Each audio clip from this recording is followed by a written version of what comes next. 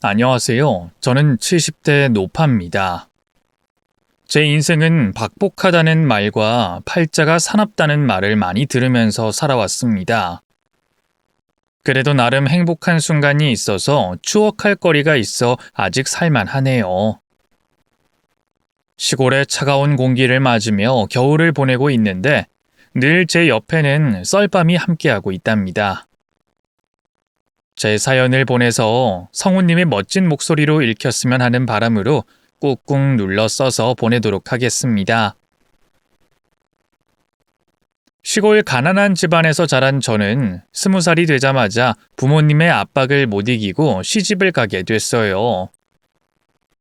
남편과는 결혼 전 두세 번 얼굴 본 게 전부였는데 이번에 시집 못 가면 평생 혼자 살지도 모른다는 부모님의 충고 때문에 눈 딱 감고 남편과 결혼식을 올리고 시댁에 들어가 살기 시작했어요. 남편은 여느 시골 남자처럼 무뚝뚝하고 일만 열심히 하는 농부였어요. 몇 달 살아보니 모난 구석 하나 없이 성격이 둥글고 착한 사람이더라고요. 말수가 적긴 하지만 행동 하나하나가 제 기분을 좋게 해주고 정이 들어서 금세 사랑스러운 부부 사이가 됐습니다. 시부모님의 눈을 피해서 몰래 사랑을 나누기도 했고 주말엔 도시로 여행을 떠나기도 했죠. 남편과의 신혼은 애틋한 연인처럼 아주 행복했답니다. 그런데 집안의 장남이었던 남편과 맏며느리인 저에게 1년 동안 아이가 생기지 않자 압박이 시작됐고 저와 남편은 매일 밤 최선을 다했습니다. 하지만 1년이 더 지나도 임신은 깜깜무소식이어서 시부모님께 매일같이 혼나면서 하루를 보냈어요. 결혼한 지 5년이 지나도록 임신이 되지 않자 시댁에서 저를 버리겠다고 하더군요. 썩어 빠진 몸뚱이로 우리 집에 시집을 온 거냐? 너 우리 집안의 아들이 얼마나 귀한지 몇 번을 말했냐? 그런데 아들은커녕 임신 자체를 못해? 그런 몸뚱이는 우리 집안에 필요 없으니 당장 나가라. 어머님, 조금만 더 기다려주세요. 기다려주시면 분명 좋은 건강한 아들을 낳을 수 있을 거예요. 이미 다 끝난 일이다. 짐 싸서 네 친정으로 돌아가라. 시어머니는 저에게 이혼장을 던져주시며 쫓아내려고 하셨습니다. 그래서 남편에게 일을 막아달라고 애원했는데 그이는 아무런 말도 하지 않고 땅만 쳐다보고 있더군요. 저는 못 나가겠다고 버티며 밤새 눈물을 흘렸답니다. 그런데 이튿날 시댁에 웬 여자 하나가 들어오더군요. 누구냐고 물었더니 제 남편의 새 각시라고 대답했답니다. 저 서방님 아이 가진 여자입니다. 아직 정리 안 되신 건가요? 뭐라고요? 내 남편 아이를 가졌다고? 이게 무슨 소리야, 여보? 이 여자가 하는 말이 사실이야? 미안해 여보. 엄마 아버지가 하도 만나보라고 해서 정분 나고 말았어. 임신까지 한 여자를 그냥 버릴 수 없으니 우리 집으로 부른 거지. 여보, 그만 포기하고 집에서 나가줘. 이 이중인격자! 평생 날 행복하게 해주겠다더니 아이 못 갖는다고 날 버리고 딴 여자랑 놀아나? 이 나쁜 놈아, 네가 나한테 이럴 수가 있어? 저는 그이에게 화를 내고 임신한 여자를 내쫓으려고 했습니다. 그러자 시부모님이 달려나와 저를 붙잡고 바닥에 집어 던지더라고요. 시아버지는 임신한 새 며느리를 꼭 안아주면서 괜찮냐고 물으셨고 시어머니는 넘어진 저를 발로 밟으셨습니다. 이년아, 네가 5년 동안 애도 못 낳은 건 생각 안 하고 새로 며느리 들인 게 불만이냐? 이 고장난 몸뚱아리를 얼마나 더 봐달라는 거야? 오늘 당장 나가지 않으면 네 친정 식구들 불러서 끌고 가라고 하겠어. 어머님, 너무하세요. 제가 이 집에서 헌신하던 건 다 무시해버리고 애기 못 낳는다고 남편한테 새 여자를 붙여줬어요? 다들 벌 받으실 거예요. 저에게 한 짓 하늘이 다 보고 있으니까 큰 벌 받으실 거라고요. 이게 어디서 그따위 막말을 해? 잡소리 집어치우고 당장 나가! 하지만 저는 끝까지 나가지 않고 버텼습니다.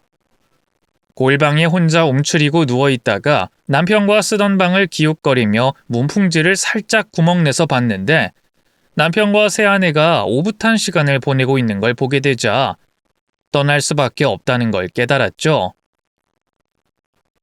시어머니가 이혼하면 충분한 돈을 주겠다고 해서 아침이 밝아오자 이혼장을 작성하고 며칠 뒤 합의 이혼을 했답니다.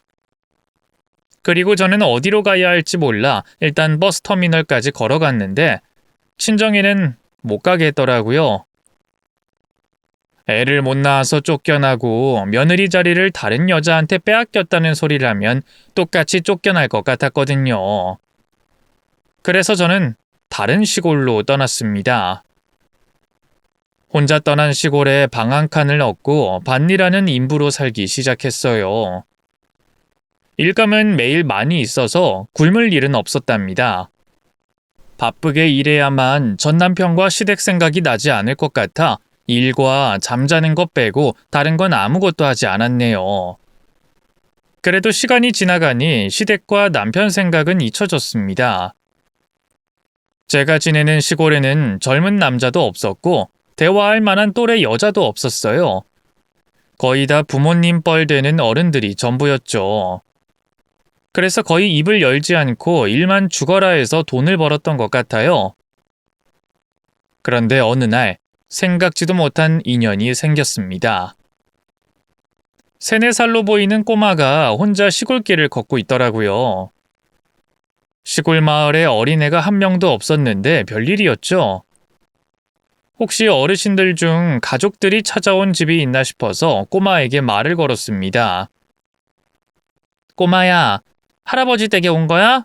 어느 집 손녀니? 나 할아버지 없다요. 그래? 그럼 할머니 댁 온 거니? 할머니도 없다요. 그리고 엄마가 여기에 날 내려주고 갔다요. 뭐? 엄마가 여기에 내려주고 떠났다고? 네. 여기에 얌전히 있으면 누가 저를 데리러 올 거라고 했어요. 혹시 아줌마가 저 데리러 왔어요? 아직 애기지만 의사소통이 됐으니 진실을 말하는 것 같았습니다. 꼬마는 모친으로부터 버림당한 것 같았습니다. 이 일을 어떻게 할지 고민하다가 이장님 댁에 꼬마를 데려갔어요. 그런데 온갖 인상을 쓰며 귀찮게 자기한테 데리고 오면 어쩌냐며 파출소에 데려다 주라고 하더군요. 결국 도움을 받을 곳은 파출소가 유일해서 꼬마를 업고 한참을 걸었습니다. 이윽고 파출소에 도착해 상황 설명을 자세히 해줬더니 바쁘니까 의자에 앉혀놓고 돌아가라고 하더군요. 경찰 아저씨, 지금 아기가 버려졌어요. 다른 것보다 이 일을 먼저 처리해야죠. 아이, 아줌마가 말이 많으시네. 딱 보면 모르세요. 애 엄마가 시골 바닥에 버리고 간 거구만. 고아원에 보낼 테니까 그런 줄 알고 돌아가세요. 네? 부모를 찾지도 않고 고아원에 보낸다고요? 그럼 무슨 수로 찾아요? 애기가 주민등록증이 있는 것도 아니고 집 주소를 아는 것도 아니잖아요. 이 동네에 애들 버리고 가는 엄마들 여러 번 있었어요. 흔한 일이니까 신경 끄고 나가봐요. 저는 경찰들의 말에 화가 났지만 제가 해줄 수 있는 건 여기까지라 그만 돌아가려고 했어요. 그런데 꼬마애가 제 바지를 잡고 못 가게 잡았습니다. 아줌마 가지 마요. 나 무서워요. 어? 무서울 거 없어. 경찰 아저씨들이 집 찾아줄 거야. 곧 엄마한테 가게 될 거라고. 저는 거짓말을 하며 꼬마를 안심시키려고 했는데 똑똑한 아이였는지 자기가 버림당한 걸 알고 있더라고요. 아줌마도 날 버리는 거죠. 내일은 경찰 아저씨들이 날 버릴 거예요. 꼬마야, 기억나는 거 있으면 말해봐. 아줌마가 엄마 찾아줄게. 몰라요.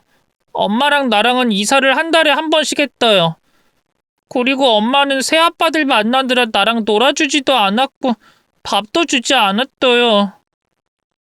이야기를 들어보니 엄마라는 사람이 가관이더라고요. 엄마를 찾아줘도 또 문제가 생길 것 같으니 차라리 고아원에 들어가는 게 낫겠다 싶었습니다. 경찰 아저씨들이 좋은 곳에 데려가 줄 거야. 꼬마야, 이름이 뭐야? 아줌마가 나중에 너 찾아갈게. 거짓말! 아줌마도 날 버리는 거잖아요. 버리는 게 아니지. 너랑 나랑 오늘 처음 만났고 모르는 사이잖아. 이름이 뭔지 알려주면. 됐어요. 내 이름 같은 건 없으니까 아줌만 집이나 갔대요. 꼬마의 입장을 생각해보니 제가 미울만도 하겠구나 싶었습니다. 그래도 제가 해줄 수 있는 건 다 해줬으니 그만 집으로 돌아갔답니다. 그런데 한 달 내내 꼬마의 얼굴이 눈에 밟혔어요. 밥을 먹을 때도, 일을 할 때도, 잠자려고 누울 때도 자꾸 생각이 나더라고요. 정말 한번 찾아가서 잘 지내는지 확인해야 할 것만 같았습니다. 그래서 경찰서로 가서 꼬마애가 어디로 갔는지 물었고 시내에 있는 고아원에 들어갔다는 대답을 듣고 버스를 타고 1시간 나가서 고아원을 찾아갔습니다. 그런데 꼬마의 이름도 정확한 나이도 몰라서 한 달 전쯤에 들어온 여자애를 보러 왔다고 말했어요. 그러자 고아원 원장님이 그 꼬마애를 데리고 오셨습니다. 아줌마다. 아줌마, 나 안 버렸네? 꼬마야, 오랜만이야. 잘 지냈어? 아니요. 여긴 불편하고 답답해요. 아줌마가 나 데려가줘요. 아줌마가 데려가 주라고? 네. 말 잘 들을 테니까 아줌마 집에서 살게 해주세요. 꼬마애가 저에게 달려와 제 다리를 안았는데 온몸에 소름이 돋더라고요. 제가 자식을 낳아보진 않았지만 잃어버린 딸을 찾은 기분이었습니다. 그 순간 느낄 수 있었어요. 하늘이 보내준 제 자식이라는 걸 말이죠. 저는 꼬마애에게 곧 저희 집에 같이 갈 수 있으니 친구들과 재밌게 놀고 착하게 지내고 있으라고 전해줬습니다. 그러자 꼬마는 신나게 뛰어가서 친구들에게 엄마가 생긴다고 자랑을 늘어놓더라고요.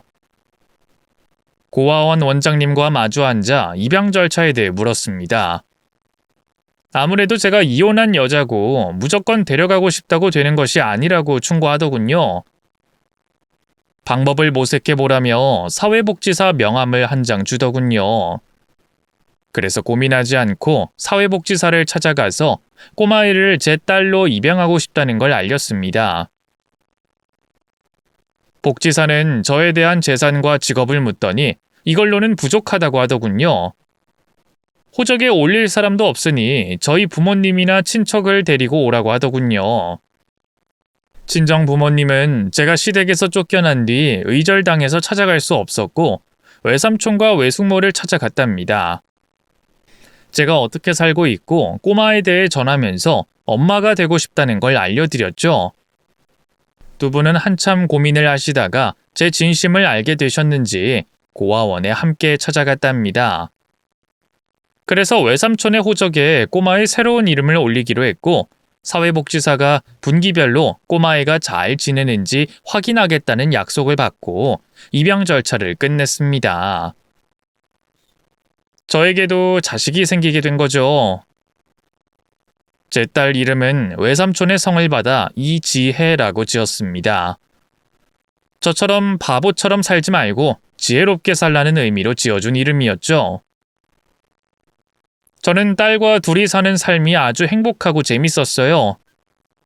딸도 그동안 받아보지 못한 사랑을 많이 받아서 그런지 나날이 갈수록 예뻐지고 건강해지는 게 눈에 띄게 보였답니다. 비록 많은 돈을 벌진 못했으나 먹고 사는데 큰 지장은 없어서 딸을 굶기지 않고 잘 키웠어요. 제가 한글도 가르치고 덧셈 뺄셈도 가르쳤는데 나중에는 혼자 열심히 공부하더니 금세 수준이 높아졌답니다. 모든 부모는 자기 자식이 영재라고 생각한다던데 저 역시 딸을 영재로 생각했던 것 같아요. 딸이 국민학교에 들어가고 중고등학교 시절까지 무사히 공부를 아주 잘했습니다. 수능을 아주 잘 봐서 대학을 서울에 있는 가장 좋은 대학에 합격까지 했죠. 어머, 지혜야. 이게 웬일이니? 너 서울에 있는 제일 좋은 대학에 합격한 거야? 운이 좋았나 봐. 이게 다 엄마가 날 잘 키워줘서 이렇게 된 거야. 고마워, 엄마. 근데 우리 같이 서울로 가는 거야? 서울? 이 엄마가 거기 가서 할 수 있는 일이 없지. 아무래도 밭일로 먹고 살았으니 계속 여기서 이렇게 일하면서 살아야 할 것 같아. 엄마가 돈은 잘 버니까 지혜 너는 돈 걱정하지 말고 서울 가서 공부나 열심히 해. 엄마, 미안하고 고마워. 버려진 날 이만큼 키워주셨는데 대학까지 보내주시니 어떻게 보답해야 할지 모르겠어. 보답은 무슨. 지혜 네가 내 딸이 돼준 것만으로도 충분히 보답이 됐어. 내 지옥 같은 인생에 넌 행운이자 행복 덩어리였다고. 이 엄마는 너 아니었으면 벌써 저 세상 사람이 되었을 거다. 그러니까 엄마가 해주는 건 그냥 고맙다는 말 한마디 하고 받아도 된다. 날 낳아준 엄마가 날 버려줘서 얼마나 고마운 줄 몰라. 지금의 엄마를 만나서 얼마나 행복한지 이루 말할 수 없다니까. 어떤 말로도 형용이 안 될 만큼 행복해. 이렇게 깊은 모녀 사이였는데 딸애가 어쩔 수 없이 서울로 떠나면서 제 외로움이 커졌습니다. 너무 보고 싶어서 주말엔 일을 하지 않고 서울에 있는 딸의 자취방에 가서 하루 묵고 돌아왔어요. 인생의 낙인 딸을 보고 나면 힘이 나서 일주일을 활기차게 보낼 수 있었죠. 세월은 흘러 지혜가 대학을 졸업하고 서울의 큰 회사에 취직해 사회생활을 시작하게 됐습니다. 얼마나 똑똑한지 남들은 몇 년을 준비해도 들어가기 힘들다는 대기업에 들어갔다고 하니 얼마나 대견스러웠는지 모릅니다. 딸은 저에게 시골 생활을 접고 서울로 올라오라고 했는데 아직 딸의 미래를 위한 돈을 더 모아야 할 것 같아서 같이 사는 삶을 미루기로 했답니다. 아무래도 딸이 결혼할 때까지 제대로 챙겨주고 싶어서 저 편해지자고 딸에게 가는 건 아닌 것 같았죠. 이후 딸은 많이 바빠져서 제가 주말에 올라오지 못하게 했어요. 엄마, 이번 주말도 회사 나가야 해서 다음에 오셔야겠어. 네 회사는 너 혼자서 일하니? 이게 몇 번째야? 대기업이라는 곳이 원래 이렇게 돌아가. 다들 주말에도 출근하고 평일엔 늦게까지 일한다고. 내가 시간 내서 시골에 갈 테니까 걱정하지 말고 잘 지내고 있으셔. 아이고, 우리 딸 얼굴을 봐야 엄마 마음이 편할 텐데. 그래, 뭐 바쁘다는데 내가 어쩌겠냐. 몸 아껴가면서 일하고 밥은 꼭 챙겨 먹어. 대기업에 들어간 딸은 몇 달 동안 저를 서울로 올라오지 못하게 하더군요. 1년에 서너 번밖에 보지 못했던 것 같습니다. 어느새 나이 30이 된 딸에는 아직까지 남자를 사귀지 않고 있었어요.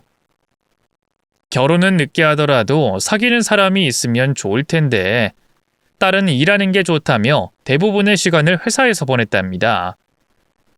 그리고 이 녀석이 얼마나 바쁘던지 한 달 동안 전화도 안 받고 문자로만 미안하다고 한 통 보내고 말더라고요. 섭섭하지만 어쩌겠어요. 어미가 자식 이겨서 뭐 하겠나 싶어 계속해서 짝사랑을 했죠. 그러다 너무 보고 싶어서 딸의 집으로 찾아갔습니다. 현관 밖에서 문을 두들겼는데 아무런 인기척이 없었어요. 다시 전화를 해봤더니 역시나 받지 않았죠. 그래서 딸의 명함에 적힌 회사 주소를 찾아갔습니다. 방문증을 끊고 회사에 들어갔더니 인사 직원이라는 사람이 저에게 이렇게 말하더군요. 이재 씨는 개인 사정으로 휴직을 하셨네요. 네? 휴직이요? 엊그제만 해도 회사 일이 바쁘다고 문자가 왔었는데요. 그건 잘 모르겠고요. 휴직 처리 중이라 지금은 회사에 안 계십니다. 직접 연락을 하시고 찾으셔야겠어요. 저는 그 말을 듣고 왜 딸이 저에게 거짓말을 했는지 곰곰이 생각해 봤습니다. 그런데 이유가 전혀 떠오르지 않았습니다. 결국 딸의 얼굴도 보지 못하고 다시 시골로 내려가 일을 하며 지내고 있었는데 딸에게 연락이 왔습니다. 지혜야, 너 어떻게 된 거야? 엄마가 너 실종 신고하려고 고민 중이었어. 실종이라니. 엄마 나 잘 살고 있어. 지난주에 서울에 올라갔었다. 너 집에 없고 회사에도 휴직이라고 전해 들었어. 어떻게 된 일이니? 아, 그게 사실은 그 회사 일이 너무 힘들어서 잠시 휴식기를 가지려고. 나 지금 여행 중이야, 엄마. 그럼 그렇다고 말해주면 덧나니? 이 엄마 마음고생 시키면서까지 비밀로 해야겠어? 미안해. 괜히 엄마가 걱정하실까봐. 아무튼 난 아주 잘 지내고 있으니까 걱정하지 말고 엄마 몸이나 잘 챙기셔. 그래, 너도 무슨 일 있으면 꼭 연락해라. 여행 재밌게 잘하고. 딸애가 저에게 한마디 상의 없이 이런 행동을 한 게 섭섭하긴 했지만 얼마나 일이 힘들었으면 그랬겠나 싶은 마음이 들어 바로 이해가 되더라고요. 이후로도 딸의 얼굴을 1년에 한 번 정도밖에 못 보고 지냈는데 딸이 많이 말라가고 얼굴이 아파 보였습니다. 지혜야, 너 얼굴이 왜 이러냐? 어디 아픈 거야? 아니야, 그냥 다이어트하고 있어서 그래. 네가 뺄 살이 어디 있다고 다이어트를 하냐? 그러지 말고 엄마가 해준 밥이나 실컷 먹고 올라가라. 저는 여전히 딸을 향한 사랑이 그득한데 딸아이는 그런 것 같지 않아 보였습니다. 시큰둥하고 억지로 내려온 표정이 보이더라고요. 서운하지만 말로 표현하진 않았고 더 잘해주려고 노력했답니다. 다시 서울로 올라간 딸애는 수년 동안 얼굴도 비추지 않고 지내다가 40살이 되기 전에 결혼하겠다고 남자를 데리고 갑자기 내려왔습니다. 예비사위는 가족이 없는 혈혈단신이어서 마음이 같고 인물도 좋고 직업도 대기업 차장이라고 해서 더 두고 볼 것도 없었어요. 딸이 좋아 죽을 정도로 사랑한다고 하니 정말 잘된 일이라 생각했죠. 저는 딸을 위해 모았던 통장을 내어주며 그걸로 결혼 준비와 혼수를 마련하라고 전해줬습니다. 지혜야, 드디어 네가 결혼을 하는구나. 엄마는 이날을 위해 돈을 모아왔다. 자, 받아. 아니, 엄마 이러지 마. 내가 이 돈을 어떻게 받겠어. 어떻게 받긴 두 손으로 고맙습니다 하고 받으면 되지. 엄마, 내가 엄마한테 시큰둥하게 대하고 피했던 거 알잖아. 그런데도 나한테 이렇게 해주고 싶어? 자식이 다 그런 거지. 부모가 좋을 때도 있고 미울 때도 있는 거 아니겠냐.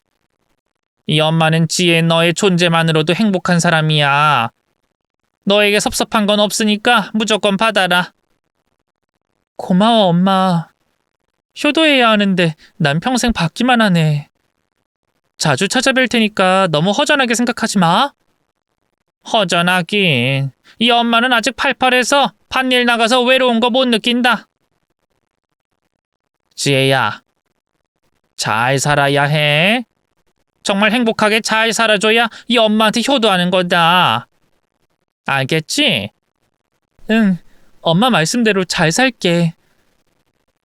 엄마, 내 엄마가 돼줘서 고마워. 나도 네가 내 딸이어서 너무너무 고맙다.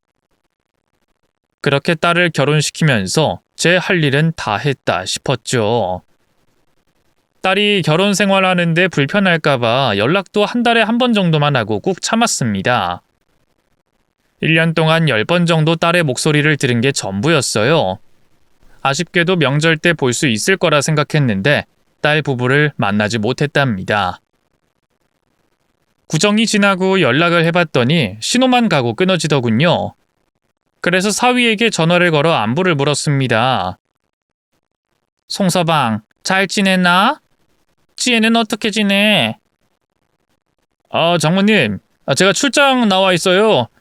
집사람은 지금 회사에서 바쁘게 일하고 있을 겁니다. 요즘 경기가 안 좋아서 직장인들이 엄청 바쁘게 살고 있거든요. 경기가 안 좋긴 하지. 그래서 실적 내려고 자네도 출장을 나간 건가? 네, 장모님. 저 지금 거래처 사람들 만나야 해서요. 그리고 저랑 집사람은 아주 잘 지내고 있으니까 걱정하지 마세요. 아유, 그래. 바쁜데 그만 들어가. 밥 잘 챙겨 먹고. 사위는 전화라도 받아주는데 딸은 전화를 아예 받지도 않고 문자만 틱틱 보내고 말더군요.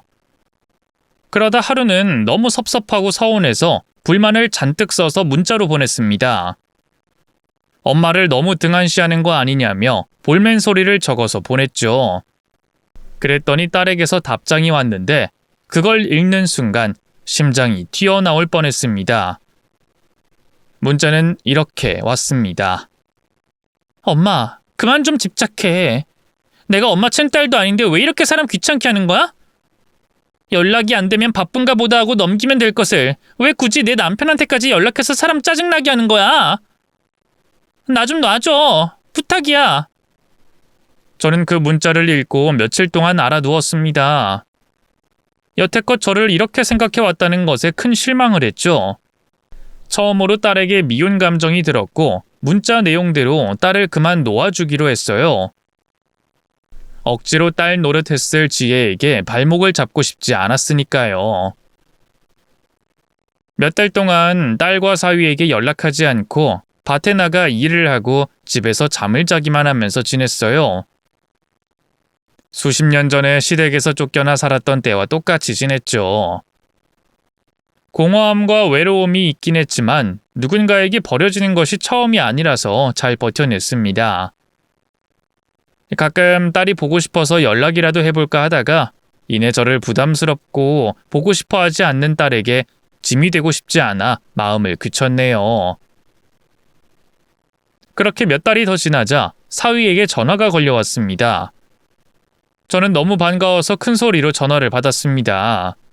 어머, 송서방, 이게 얼마만인가? 그래, 잘 지냈나? 지혜도 잘 지내고 있지? 장모님, 제가 안 좋은 소식을 전해야 하는데 일단 심호흡 한번 하세요. 왜? 아니, 무슨 일이길래 심호흡을 하라는 건가? 정말 안타깝게도 집사람이 세상을 떠났습니다. 그게 뭔 소리야? 멀쩡하게 잘 살던 지혜가 세상을 떠나다니? 혹시 이거 보이스피싱 아니야? 내 사위 목소리 흉내내는 사기꾼이지? 장모님, 보이스피싱 아니에요. 저 송서방 맞습니다. 집사람이 지난주에 세상을 떠났어요. 사고로 숨져서 저도 쇼크 때문에 쓰러져서 장례식이 어떻게 치러졌는지 모르겠어요. 오늘에서야 정신을 차렸는데 아내가 한 줌의 죄가 됐다는 걸 알게 됐어요. 저는 사위의 말을 믿지 못하고 화를 냈습니다. 이놈아! 이 보이스피싱 사기꾼 놈아! 어디 할 짓이 없어서 남의 자식이 저 세상 갔다는 소리를 해? 이 못돼 먹은 놈아! 장모님, 죄송해요. 저도 이런 일이 생겨서 아직 믿기지가 않아요. 자네, 지금 한 말 사실이야? 내 딸이 저 세상 갔다는 게 정말이야? 네, 그렇다니까요. 갑작스러운 사고로 세상을 떠나서 저도 충격이 너무 큽니다. 집사람은 경기도에 있는 납골 땅에 안치했대요. 저도 지금 의식이 돌아와서 가보려고요. 장모님, 진심으로 죄송합니다. 아니야, 내 두 눈으로 봐야 믿을 거야.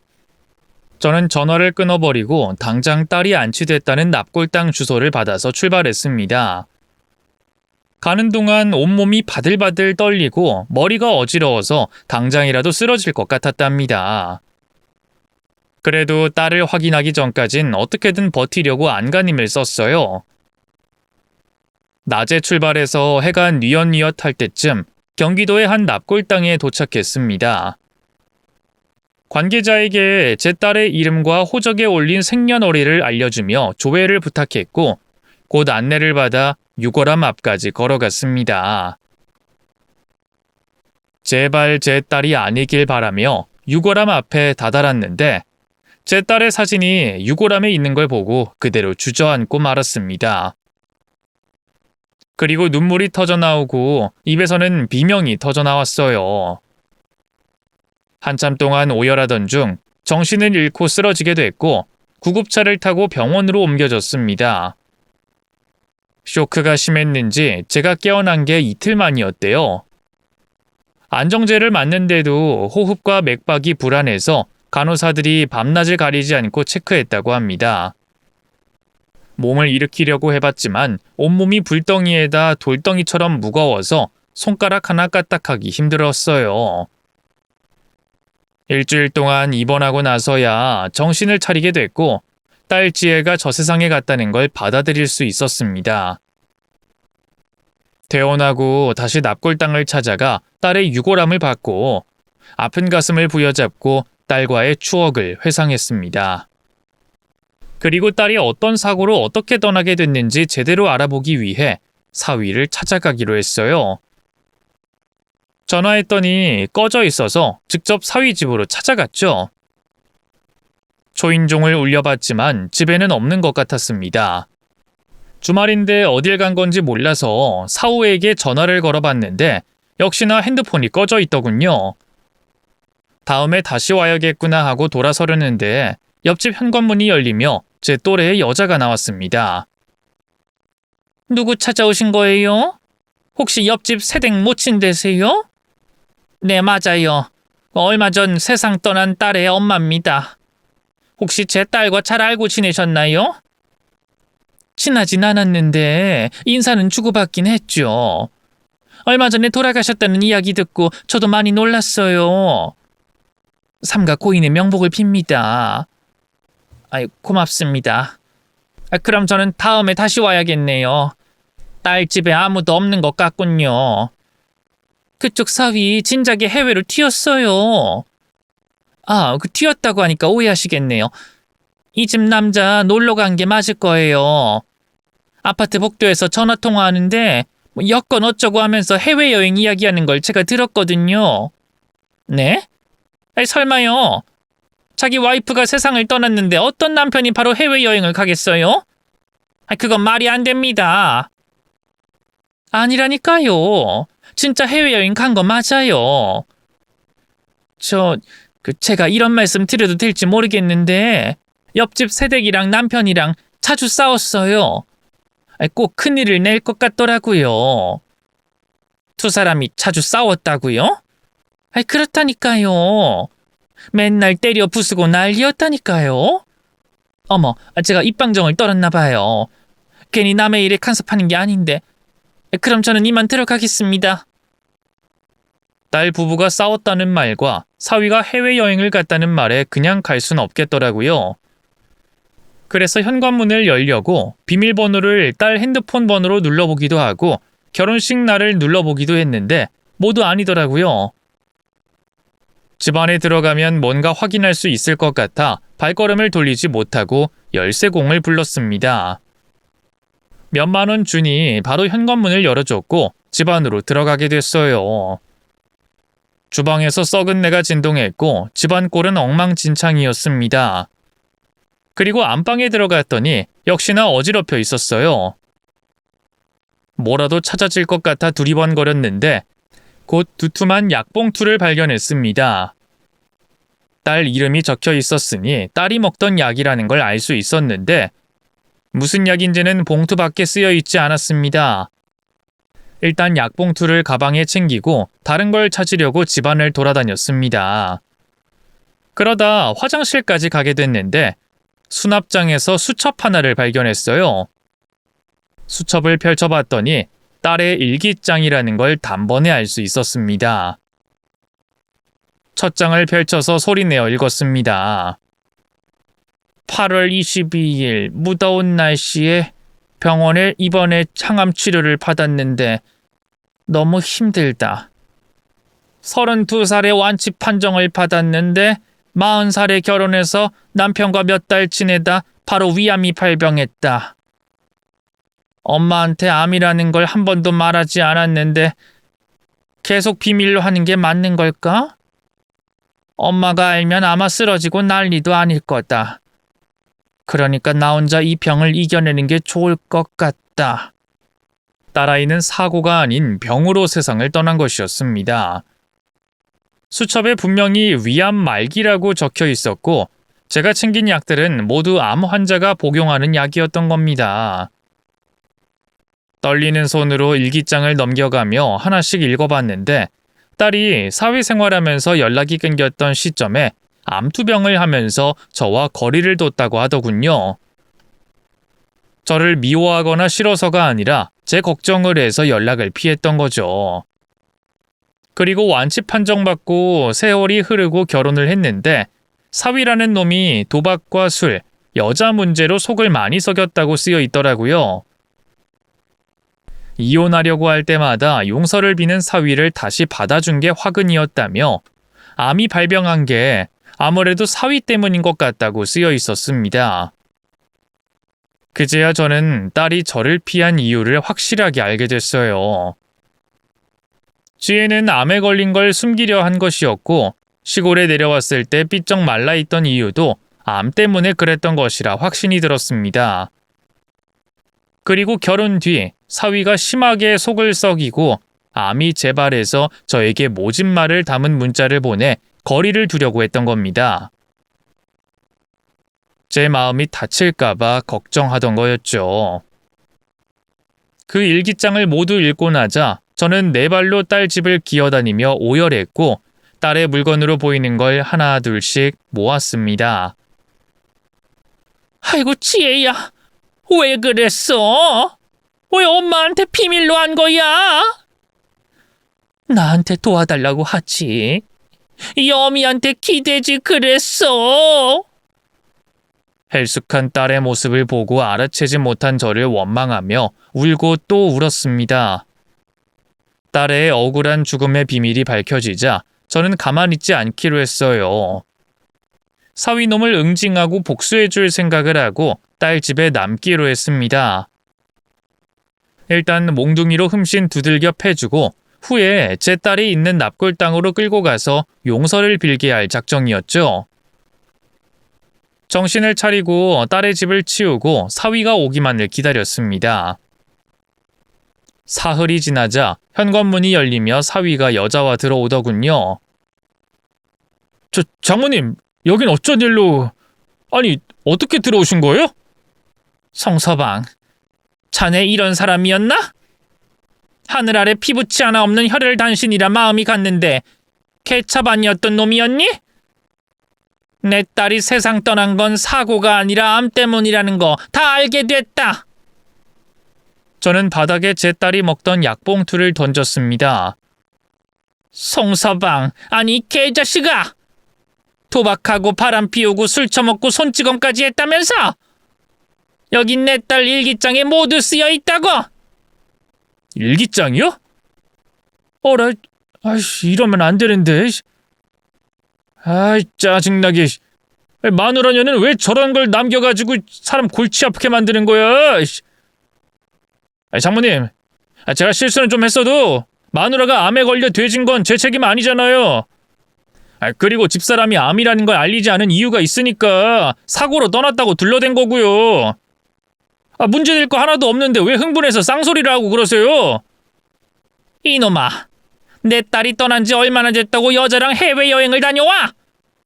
그것도 모자라서 내 딸이 살던 집으로 여자를 데려오냐? 내 딸이 그렇게 된 건 모두 네 놈 탓이야. 아이고, 억지가 심하시네. 이봐요, 장모님. 어차피 친딸도 아니면서 왜 이렇게 오버하시는 거예요? 이제 알겠다. 마누라 사망보험금이 탐나서 이러시는 거죠? 하긴 사망보험을 여러 개 들어놔서 꽤 짭짤하게 돈을 받아 먹었죠. 15억 가까이 받았으니 로또 1등이랑 비슷하죠. 장모님, 제가 한 1억 줄 테니까 조용히 꺼지실래요? 뭐가 어째? 이 벼락 맞을 놈아! 내 딸을 돈으로 평가해? 네가 그러고도 사람 자식이더냐? 나 부모 없는 거 알잖아요. 이 노친네가 사람 놀리나. 그리고 벼락 맞을 놈이라고? 이봐요, 할머니. 애 주워다 키운 주제 어디서 애미 노릇하려고 그러세요? 그냥 입 닥치고 내가 보상하는 의미로 1억 줄 테니까 이거 먹고 떨어져요. 그리고 당신 딸은 암으로 떠났어. 난 아무 잘못도 없다고! 이 천하의 개자식을 봤나? 네 놈이 내 딸에게 상처를 줘서 그게 암으로 재발한 거 아니야? 너만 아니었으면 지혜는 아직 살아있었을 거야. 그 착한 것이 힘든 걸 나한테 다 감추고 혼자 끙끙 앓던 걸 상상하면 네 놈을 찢어발겨도 속이 시원치 않을 것이야. 노친네가 제대로 돌았네. 어이 할망구, 1억은 없던 걸로 해야겠어. 여기 내 집이니까 빨리 나가! 무단 침입으로 신고하기 전에 꺼지라고! 그렇게 못한다 이놈아. 내가 오늘 너를 지옥으로 보내줄 거야. 저는 옷방에서 가져온 행거봉을 사위놈에게 휘둘렀습니다. 그런데 제가 동작이 느려서 사위가 쉽게 피하며 비웃더라고요. 이 노친네 웃기네. 지금 나한테 복수하겠다고 이걸 휘두르는 거야? 야, 이 정신 나간 년아. 네가 이런다고 되져버린 네 딸이 돌아오겠냐? 그냥 포기하고 여기서 꺼지지 그래. 다시 있는 힘껏 행거봉을 휘두르자 사위가 제 손목을 잡더니 다리를 걸어 넘어뜨리더군요. 허리와 등을 바닥에 세게 부딪혀서 일어설 수가 없었습니다. 그리고 사위는 제 얼굴에 가까이 들이대며 쌍욕을 짓거렸어요. 이 노친네야. 네 딸은 내가 아니었어도 금방 돼질 운명이었어. 암을 처음 걸린 것도 아니고 2번이나 걸렸잖아. 이건 내 탓이 아니라는 걸 알아야지. 할망구야. 야! 내가 니년 딸이랑 이혼을 안 하고 버틴 줄 알아?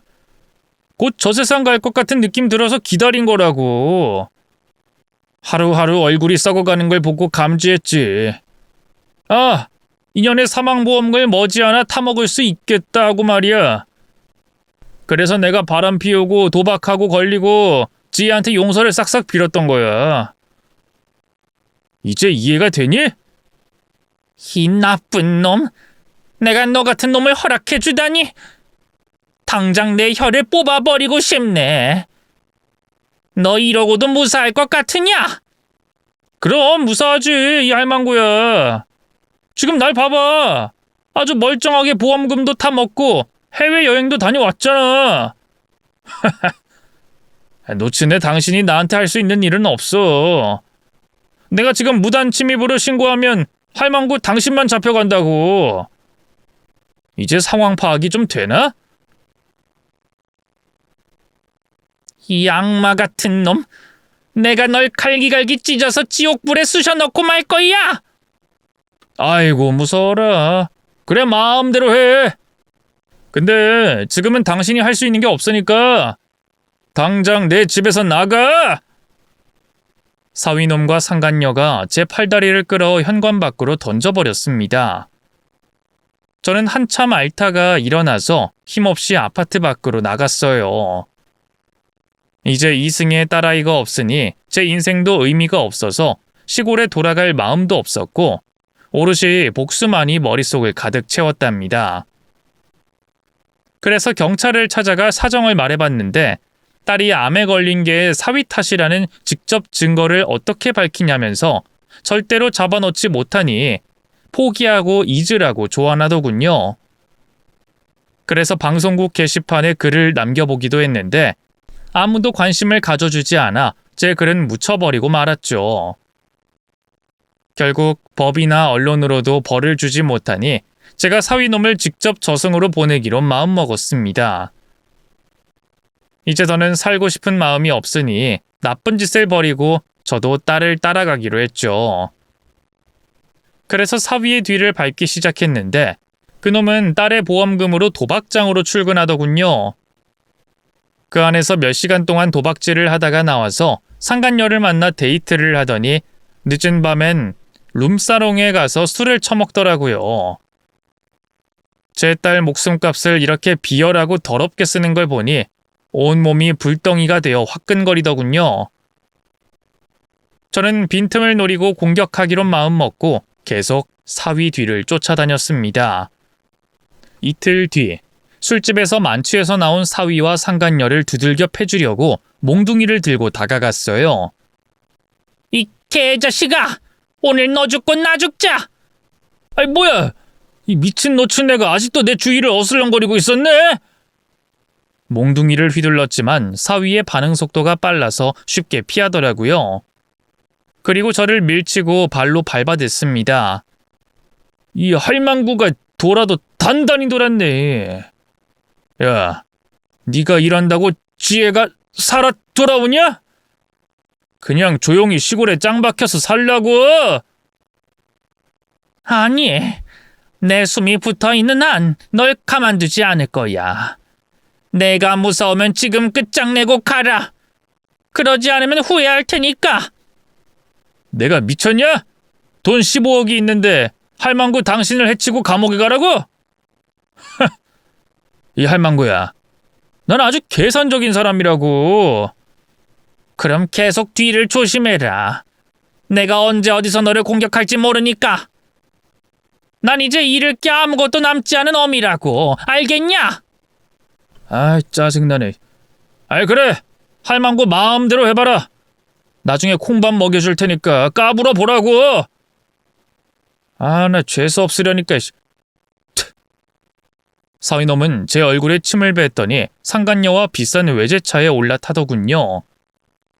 술에 취한 상태였는데 운전대를 잡고 도로에 진입하더군요. 저는 도로를 향해 달려가 소리쳤습니다. 가다가 벽에 들이받고 되져버려라. 멀어져가는 사위의 차는 아무런 사고 없이 사라지는 듯 보였습니다. 다음 날 다시 사위 집 앞에서 잠복하려는데 그놈의 차가 보이지 않더라고요. 새벽에 다른 곳에 놀러 간 건지 여자랑 뒹굴고 있는 건지 모르겠지만 집에 없는 건 확실해 보였습니다. 그래서 그날은 꽝을 쳤구나 싶어 숙소로 돌아가려는데 사위 전화번호로 전화가 걸려오더군요. 어디서 저를 훔쳐보고 놀려주는 건가 싶어 일단 전화를 받았습니다. 니놈 어디에 있는 거냐? 어젠 운이 없어서 끝내지 못한 거야. 다음엔 널 꼭 지옥에 쑤셔넣고 말겠어. 제 말에 대답한 건 사위가 아니었습니다. 저 송민욱 씨 가족 되시나요? 누구세요? 저는 대학병원 의사인데요. 안타까운 소식을 전해드리게 되어 죄송합니다만 이 송민욱 씨가 어젯밤 음주운전 중 정차한 트럭을 들이받고 숨지고 말았습니다. 네? 송서방이 세상을 떠났다고요? 네, 돌아가셨습니다. 동승자인 김미연 씨도 돌아가셨고요.